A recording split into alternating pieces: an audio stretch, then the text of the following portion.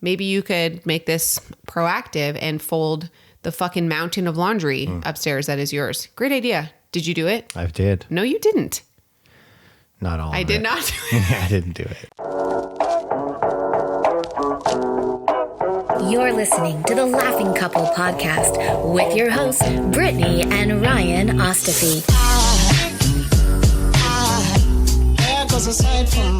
Join them weekly as they discuss topics such as relationships, kids, sex, parenting, all unfiltered and all with a healthy dose of laughter.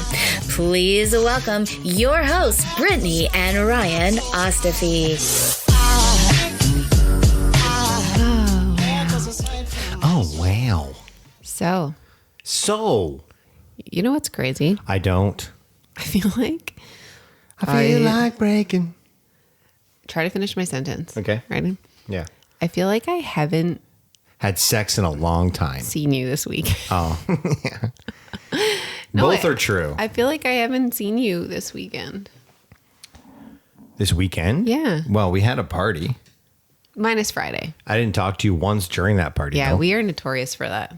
That's That's not our- true. That's not true. I tried because I know that we have this conversation a lot. And I'm like, you're right. Like we tend to just like, especially for hosting, we're trying to like manage it, like the hosting responsibilities. But I did try to seek you out throughout the party. And you were like, peace. Meh. And I was like, fuck this. So I just stopped. Well, I find that and specifically when you're hosting the party at your house, it is the responsibility of the host to ensure that every single person who's at the party is spoken to. It's like a wedding. Yeah. It's true. It's rude for you to come to our house and for us not to say hello to you. It's the hostess with the mostest, not the hostess with the shitness. Are you saying that because we were Beetlejuice? No. Oh, because that's like a line from Beetlejuice. No, I just He's wanted the to... hostess with the mostest. Yes. No. But I am saying there's some truth to that we put our own personal enjoyment with each other aside when we're the host. When you go to someone else's house, now you get to mingle with your And partner. like that's when you kind of like lean on them as like a little bit of a clutch to be like a crutch. I don't know. Which one is it? Clutch or crutch? Well, both could be true. Mm-hmm. I think it's a clutch. crutch. They're totally but clutch. I do think it's a for crutch you. because you lean on a crutch. But it's definitely a crutch. Yeah. I think that's when you lean on them because you're kind of like, well, you know what, this is my default person. You want to know how I how do I phrase this? Do you know how I look at a good party? How? When I look around the party and I see spouses not beside talking. each other. Yeah, because then they feel comfortable. They're vibing. They're hanging out. Yeah, I agree. When I'm hosting a party, or technically when we're hosting a party, and the spouses have dispersed and are in their own conversation, I think we have succeeded in providing an environment that is welcoming. I don't know why I'm picturing this, but like if someone's standing beside their spouse, you're like across the room, like, hey. Fuck you guys, split up. Separate. You're the only ones. If you want to stay in this fucking house, You're the only ones that are still together. Look around. Read the room. Okay, so let's move on to... I would never do that. I know. Let's do I Love You and You're Annoying. This episode, we are going to be talking about a couple things. These are some golden nuggets today. Thumbnails? Huh? Well, points. Bulletin points. Number 1, love you, you're annoying. Number 2, is ghosting your friends acceptable? Because I like to do this because people are like, I'm going to like wait for this. They have it in the show notes. Whatever. Not everyone reads the show notes. That's true. So anyways, before I was rudely interrupted, I love you and you're annoying. Is ghosting acceptable for friends these days? And default parent. Is that an appropriate term? And lastly, how to talk to your kids when they bring you something they have created. The answer might not be what you think it is. Okay. No, it's not default parent. It's parent guilt. We're talking about mom guilt, dad guilt today. Yeah, and the default parent. Yeah. I wasn't wrong. So this Coles Notes version is garbage. I wasn't wrong. Guys, just listen, and I'll tell you, things will happen. You're being rude. I just added an extra one. Oh, yeah. Fair. Okay. Do you have an I love you and you're annoying? No, go ahead. Mine is, I feel like, would you say that throughout the week we are both like very, very busy, like day to night? Yeah. Very busy. So we don't really get a lot of shit done other than our jobs and then being full-time parents. Yeah. Okay, correct. Okay. So I find that on the weekends, this is the time, unfortunately, that we have to do like adult shit, like organize or clean. And you like to have your weekends, which I totally get, to just like chill out and be a dad, like play with the kids, which respect. Love that for you. Hashtag respect. However, if I am not nagging you day after day, or sorry, hour after hour about the shit that we need to do, it won't get done because you don't initiate those things. Like I have to like literally like beat it in you or else you won't do it. And you still didn't do it. Like you didn't fix the shelf, which I've been asking you to do for literally months. Weekend's not over, bitch. Literally months I've been asking you to do this. And I was like, hey, babe, because you watched a bunch of football this weekend. No, I didn't. Yes, you did. I watched no football. You watched a documentary on football. I watched a documentary on football. Yeah, that's true. Yeah, lots of it. And I said, no worries. Maybe you could make this proactive and fold the fucking mountain of laundry upstairs that is yours. Great idea. Did you do it? I did. No, you didn't. Not all. I did not do it. Yeah, I didn't do it. Yeah, that's really annoying. I did Riley's. I feel like if I am not being the one that's like, let's do this, because I don't want to do this either. Like that's the fair. last thing I want to do on the weekend. But fair. We don't have time in the week. So we got to be adults sometimes. All right. My I love you and you're annoying this week is the hypocrisy that exists in your communication at times. Yesterday, speaking of yesterday, we had decided that we were going to clean our garage, correct? Mm-hmm. On the way home from where we were, Cooper fell asleep. And we agreed in the car that we were going to continue driving around for a half an hour. And if he woke up within the 15 minutes, we would go to a park. And then we'd come back and we would do that.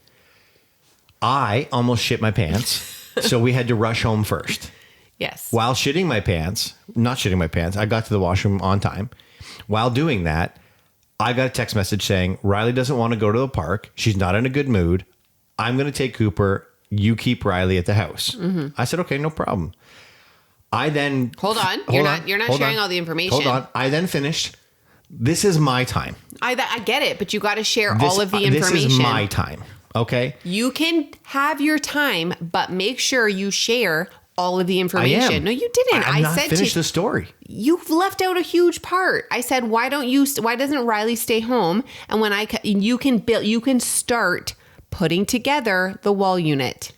That is not what you wrote in the text message at all. So anyways. Bring up evidence A. What did you say? Approach the bench. Anyways. So I said, yeah, sure. And then 5 minutes later, I said to you, hey, Britt, just finished in the washroom, not doing very well.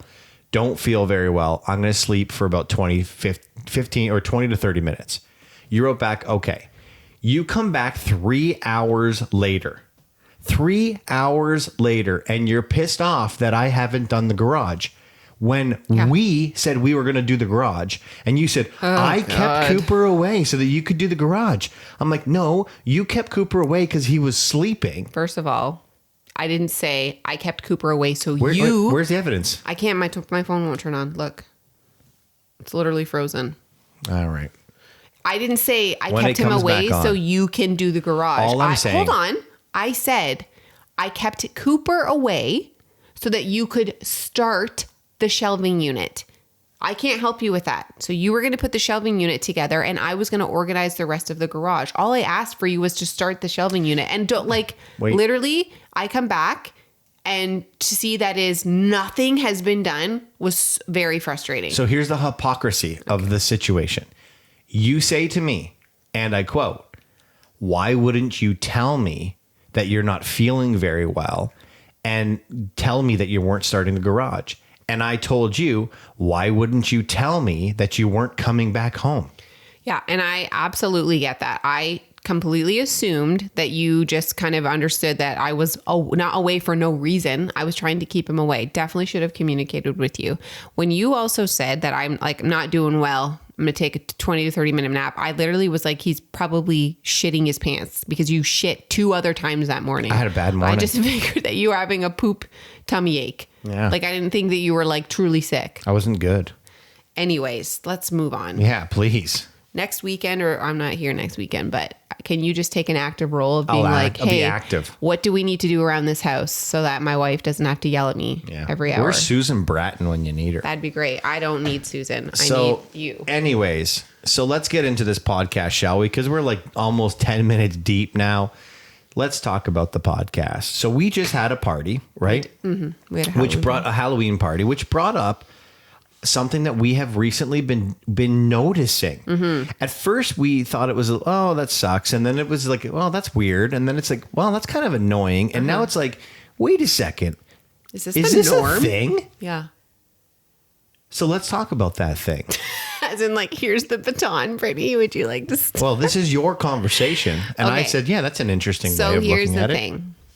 We are finding when you are texting your friends, or if there's an invitation to something, I am noticing in the last, I would even say like that last 6 months minimum, but I'm finding that people aren't responding like RSVPing to things either at all, like there is no RSVP, or they're responding like day of the event or only when you have prompted them.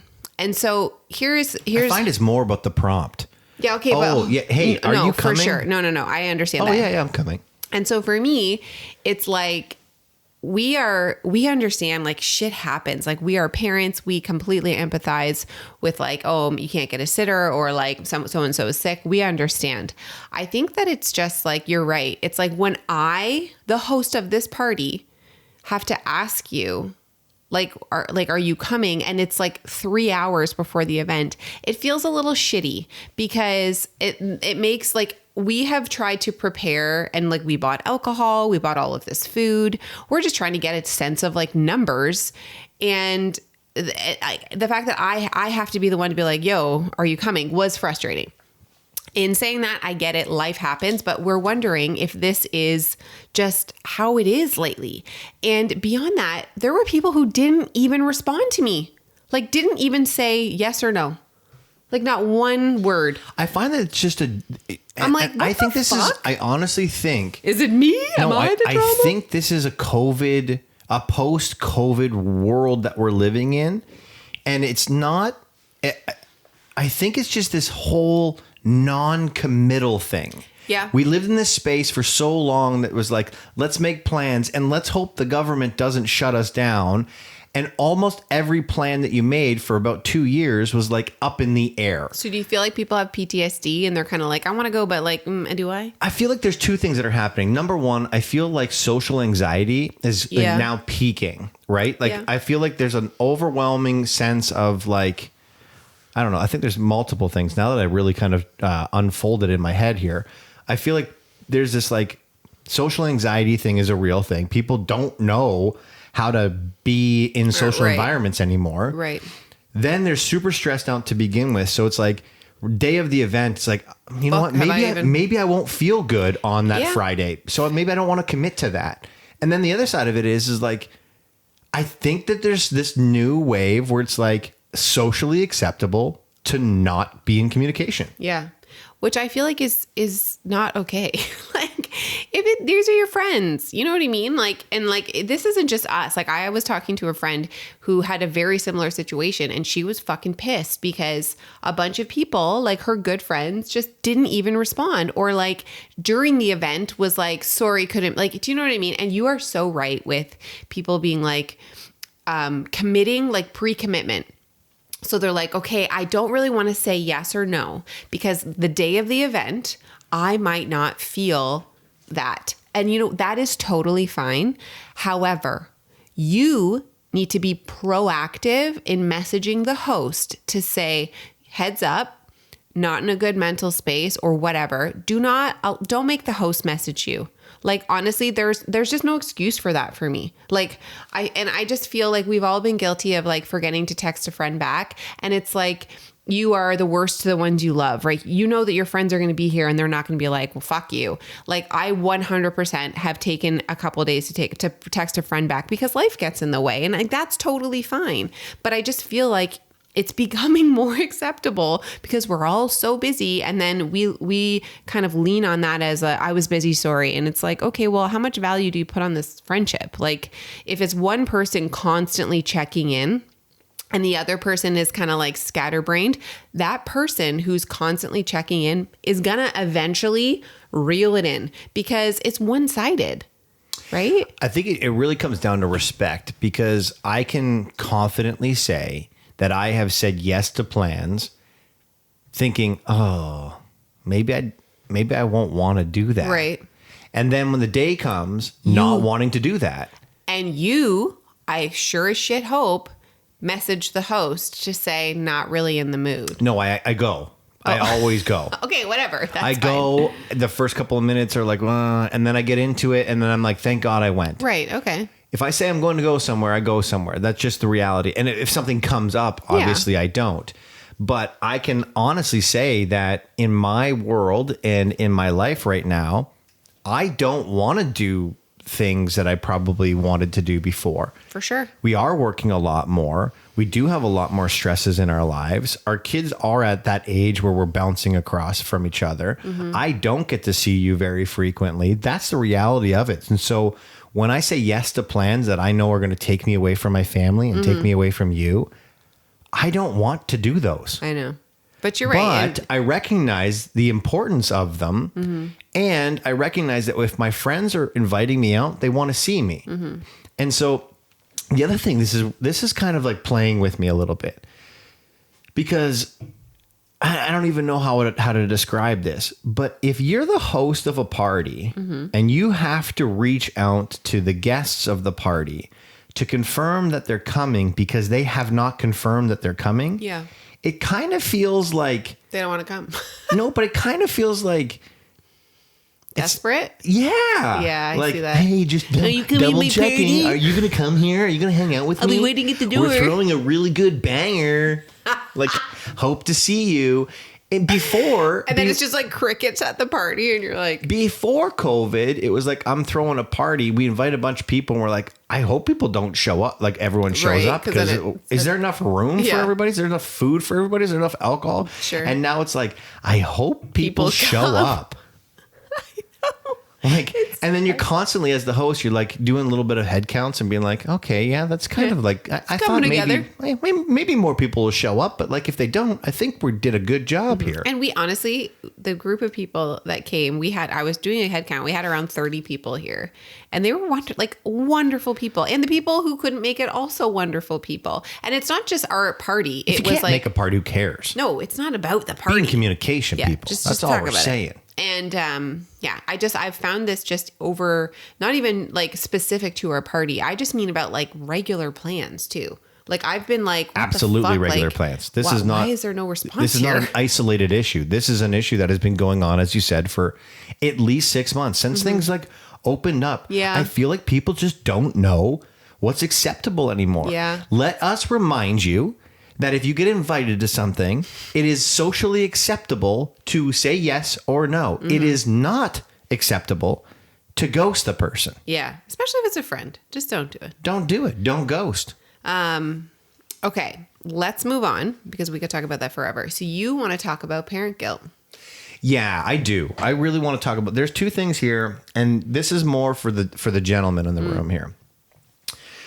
So there has been this movement that I've been hearing and seeing and experiencing, especially on this podcast. I hear it more on this podcast than any other spot, about mom guilt. And it's important for me to say this. You should probably set a disclaimer. Disclaimer. Because you're going to be ripped apart. Yeah. Mom guilt is a real thing. Of course it is. And I'm not saying for a moment that it's not a real thing.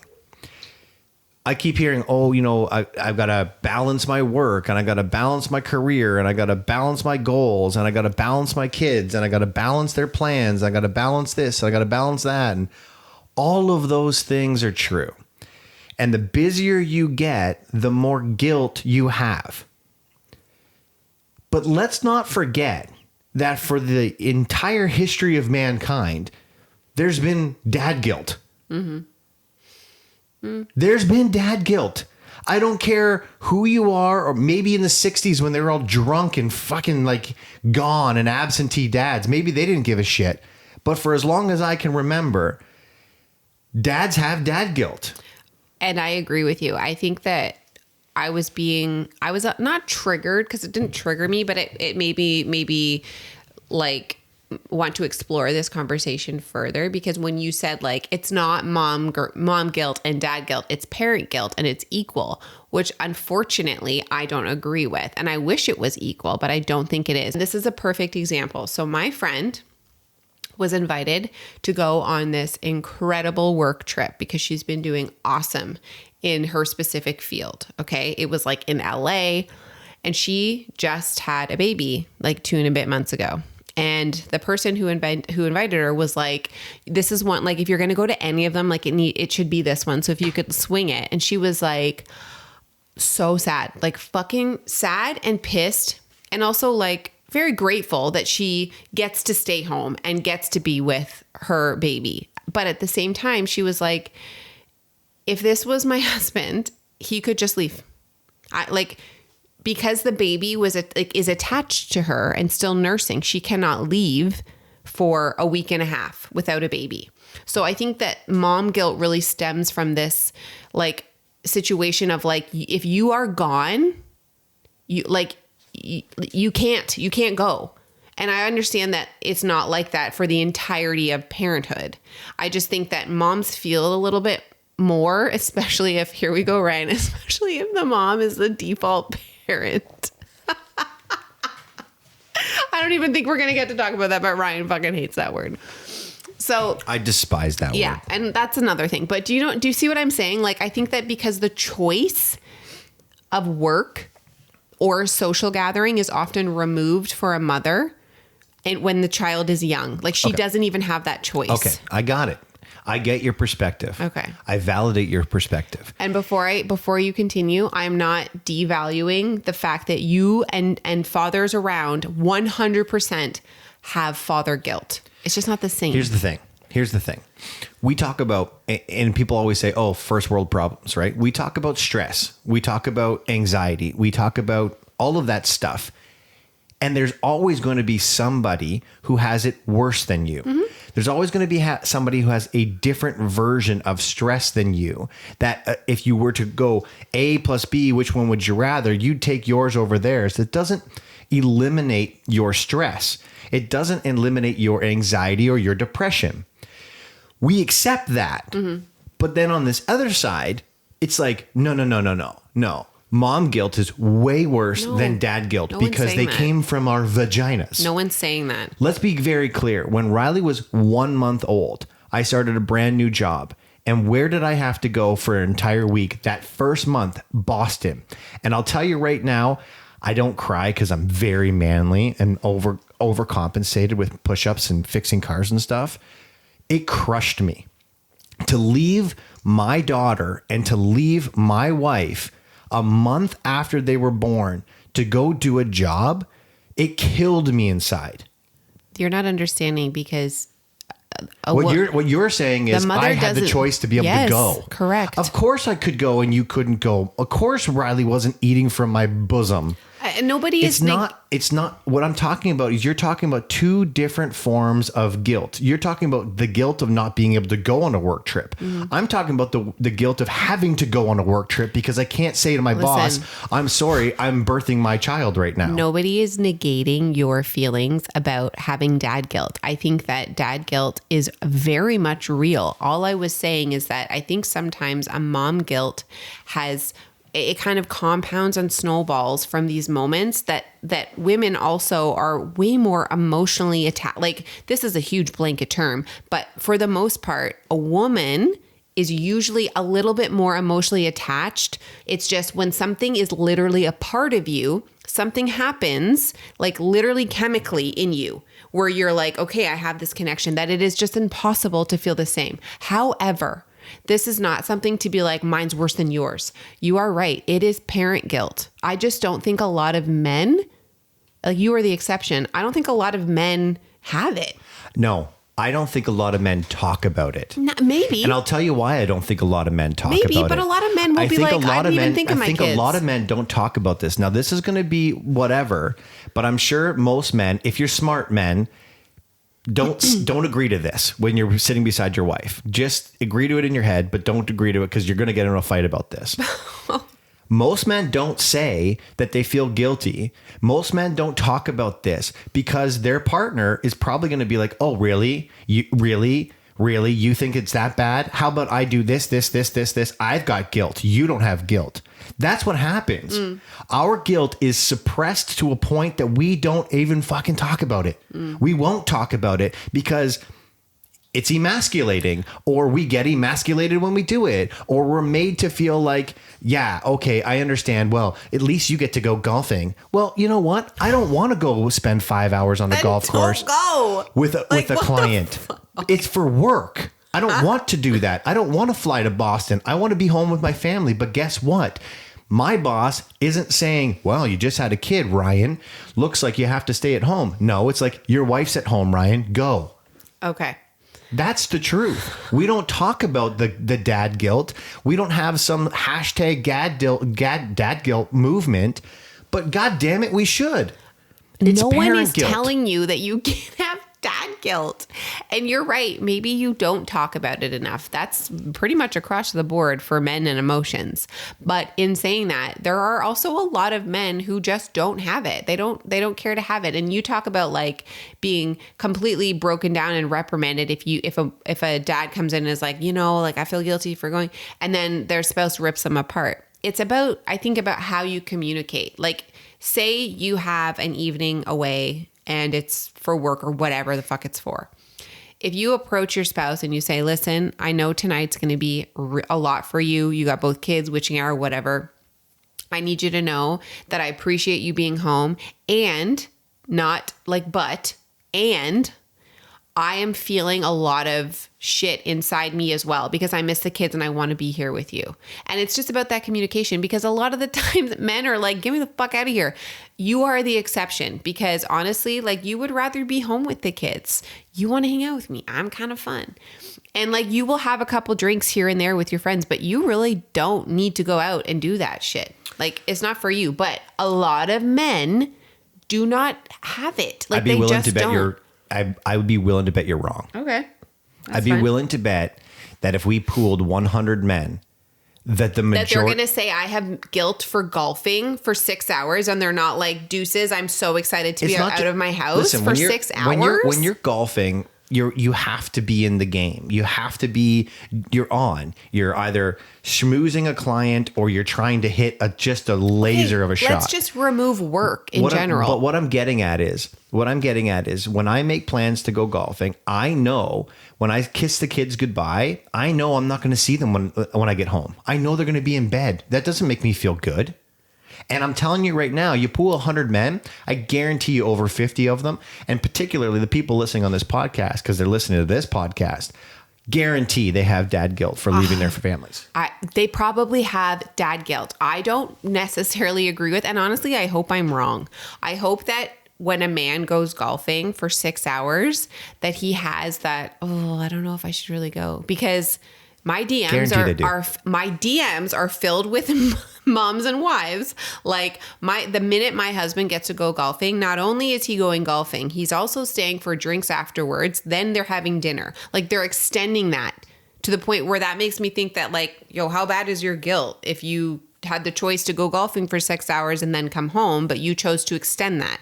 It depends. If it's with the client, it's not. These are friends. Okay, well, I'm just saying, if it's with a client or whether it's with friends, clients different. If those friends of yours don't have kids, they don't understand. I'm not.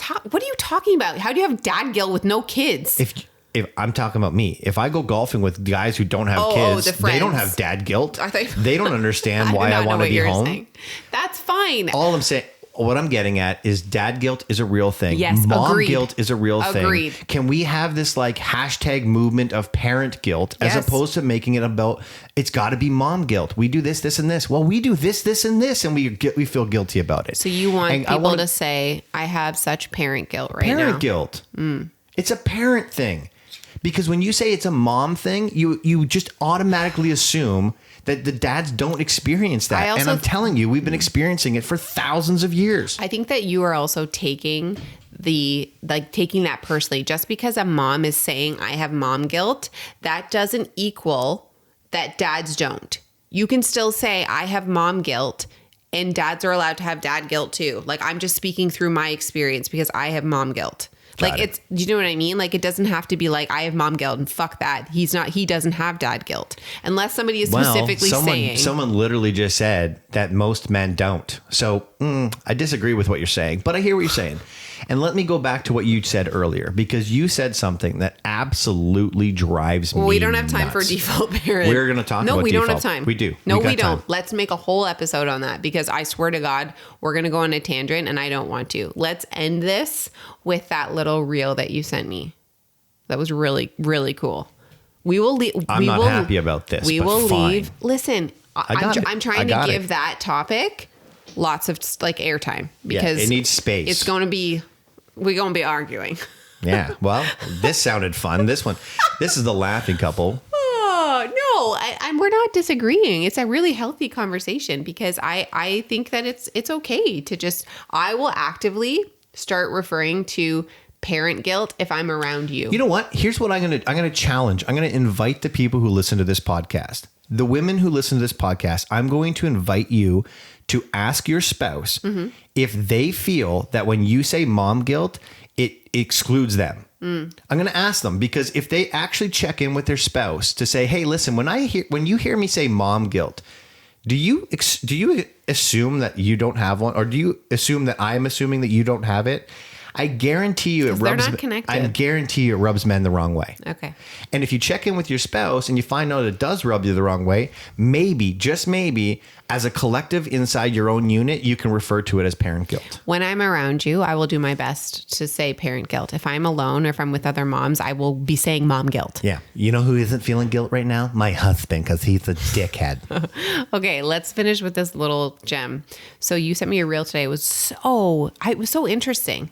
So basically, this mom talks about how her daughter came up and she drew her a picture, and the picture is super cute. And she's like, hold on, Mom, I got to go pee. So the mom leaves and then makes this quick video. And she was like, listen, my she's going to the bathroom. She's going to come back. But before she does, I want to show you this picture that she just drew me. And it's absolutely incredible.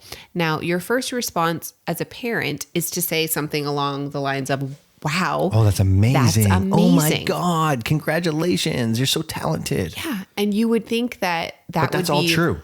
You're not lying to your kids. If your drawing sucks, you tell them. But I'm kidding. This woman invited the viewer to, instead of like immediately praise the work that is done, to perhaps suggest answering it with something a little bit different. Because if you're telling your kid every time they make you something, wow, that's amazing, they are now going to grow up. Every time they do something, whether that's big or small, they need instant validation to equal their worth. Yes. So by you saying that's amazing, that's beautiful, they're like, okay, if they go do something in their job and they don't get that, if their boss isn't like, wow, what an incredible job, they're like, well, shit, I'm not doing well. Like, you need that validation. So she said, try things like, what is your favorite part about this? Or where did this come from? Tell me about this picture. Yeah. Like, what was the process? And I was like, that is such a simple thing to do, but it is so powerful. So powerful. And it runs along the lines of, when your kid comes home from school and instead of saying, how was your day? And they are like, fine. You sent this to me too, I think. You're like, hey, ask them something specific. Did you go outside for recess today? They answer. Say they said, yeah, we went outside. I played with Billy. something as simple as repeating what they said back to them. Oh, you went outside and played with Billy? It's like now they get to choose the next adventure. Like the next sentence. Like they're in control of the conversation. Yeah, and we did this. Or, yep, that's it. Like, do you know what I mean? Because kids are always waiting for you to control the conversation. Yeah. What I like about this is my father used to tell me a long time ago. He said, Ryan, if you're ever a boss, remember this. People will work for a paycheck, but they'll die for recognition. That is engraved in your skull in the first 7 years of being alive. And if you think about it, if your kid's coming to you and you're praising them and praising them and praising them for whatever it is that they're doing, instead of giving them the power in controlling the conversation, they'll always go to validation, validation. And then validation equals your worth. Whereas if you give them the power to it, and you ask them questions like, how did you do that? What is your favorite thing about this? Now they get to be in charge of their feelings towards what it is that they did.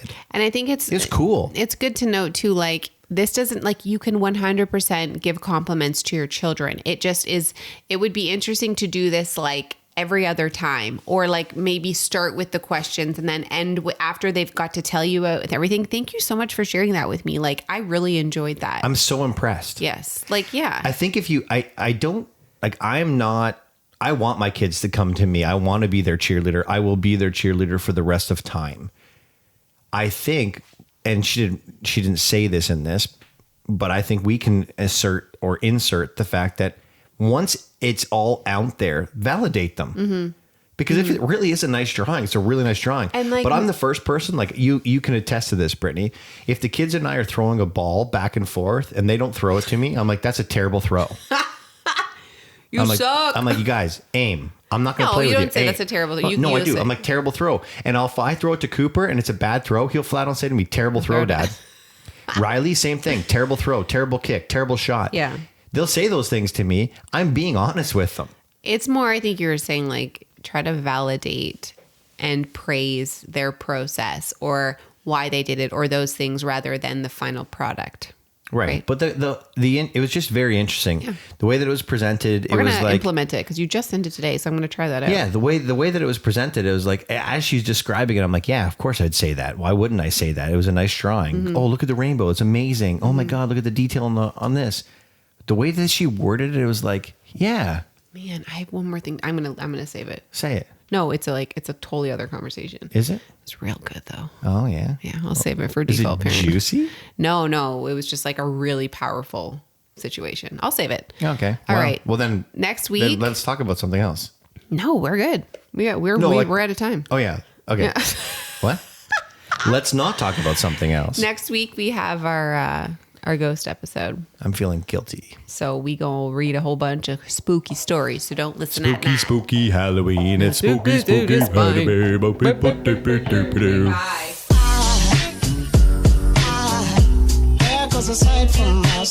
Bye.